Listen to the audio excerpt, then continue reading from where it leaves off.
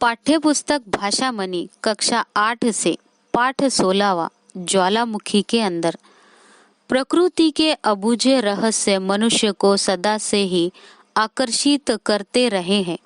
मनुष्य उनके बारे में जानकारी प्राप्त करके उन्हें समझना चाहता है। इसके लिए वह खतरे उठाने को भी तैयार हो जाता है।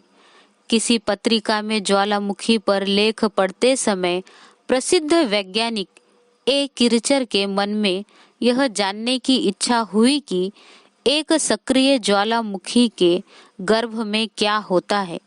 जब उसके मुख से आग और लावा निकल रहा होता है तो उसके अंदर क्या घट रहा होता है।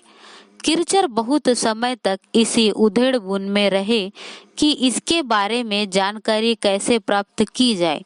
फिर उन्होंने निश्चय किया कि वे स्वयं किसी ऐसे ज्वालामुखी के अंदर जाएंगे जो सक्रिय होने वाला हो और वहां से प्रामाणिक जानकारी लेकर आएंगे।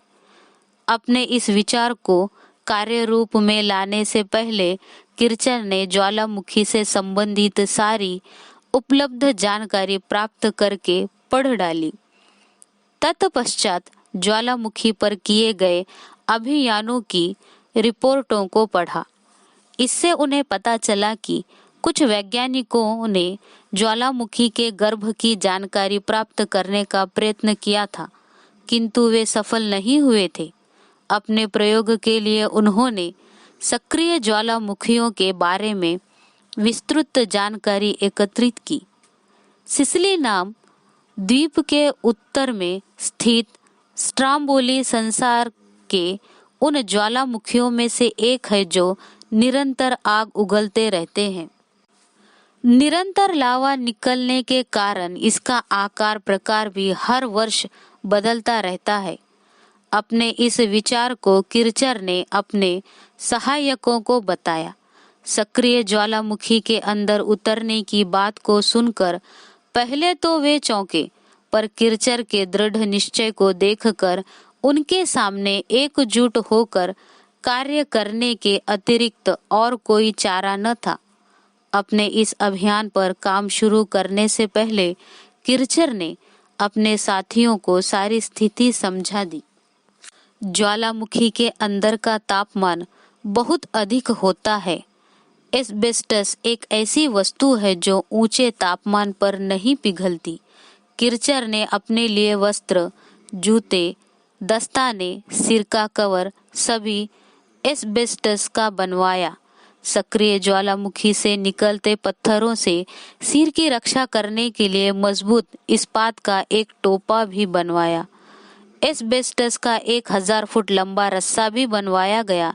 ज्वालामुखी के अंदर ले जाने के लिए ऑक्सीजन के कई मास्क भी बनवाए गए और उन्हें भी एस्बेस्टस से पूरी तरह ढक दिया।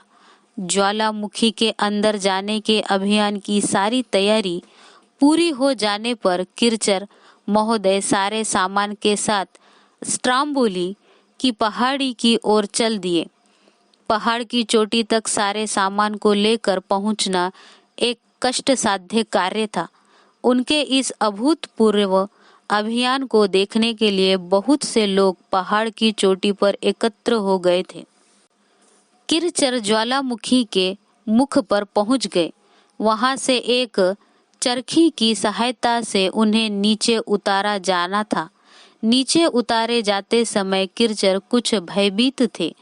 वे मौत के मुंह में प्रवेश कर रहे थे। उन्हें पता नहीं था कि ज्वालामुखी के अंदर पैर टिकाने की जगह मिलेगी अथवा नहीं। यह भी शंका थी कि तैयार कराए गए उपकरण कहीं धोखा न दे जाएं। ऐसा भी हो सकता था कि वे ज्वालामुखी में ही फंसे रह जाएं। रस्सा धीरे धीरे नीचे उतरता जा रहा था। भयभीत होने पर भी किरचर अपने चारों ओर की वस्तुओं को ध्यान से देखते जा रहे थे। ज्वालामुखी के अंदर की दीवारें चट्टानी थी। वे कभी तो बिल्कुल काली दिखाई देती थी तो कभी लाल या पीली। चारों ओर छोटे बड़े सैकड़ों छिद्र थे। जिनसे गंधक की लपटें निकल रही थी।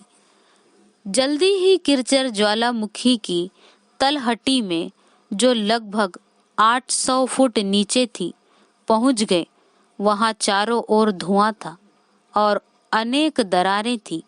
यद्यपि तापमान बहुत अधिक था, परंतु नीचे की चट्टानें पिघली नहीं थी। किरचर ने अपने पैर एक चट्टान पर टिकाए और नजरें इधर उधर घुमाकर निरीक्षण करना शुरू किया। जहां वे खड़े थे उसके आसपास छोटे बड़े कई गड्ढे थे। कुछ गड्ढों का व्यास तो 10 से 20 फुट तक था। चारों ओर आग की लपटें थीं। उन्होंने नोट किया कि सभी गड्ढों से आग की लपटें एक साथ नहीं निकल रही थी। इसका लाभ उठाकर उन्होंने गड्ढों के भीतर झांककर जानकारी प्राप्त करना आरंभ कर दिया। वहां उन्होंने बहुत से चित्र भी खींचे। गड्ढों में खौलता लावा, घना धुआं और रंग बिरंगी गैसें भरी हुई थी। ज्वालामुखी के अंदर किरचर को दिल दहला देने वाले अनुभव हुए। एक बार जब वे गड्ढे के अंदर झांक रहे थे तो अचानक लावे का तूफान आ गया। एक भयंकर धमाका हुआ और उस गड्ढे से लावे का सैकड़ों फुट ऊंचा फव्वारा फूट पड़ा। काफी ऊपर जाकर लावा पुनः उसी गड्ढे में जा गिरा। उसका कुछ लावा ज्वालामुखी के भीतर चारों ओर बिखर गया। ऐसा कई बार हुआ। यदि किरचर फुर्ती से पीछे नहीं हट गए होते तो कोई हादसा हो सकता था। लावे का कुछ अंश 800 फुट ऊपर जाकर समुद्र में भी गिरा। किरचर बिना विचलित हुए साहस के साथ पदार्थों और खनिजों के नमूने जमा कर रहे थे। अवसर मिलने पर वे फोटो भी खींचते जा रहे थे।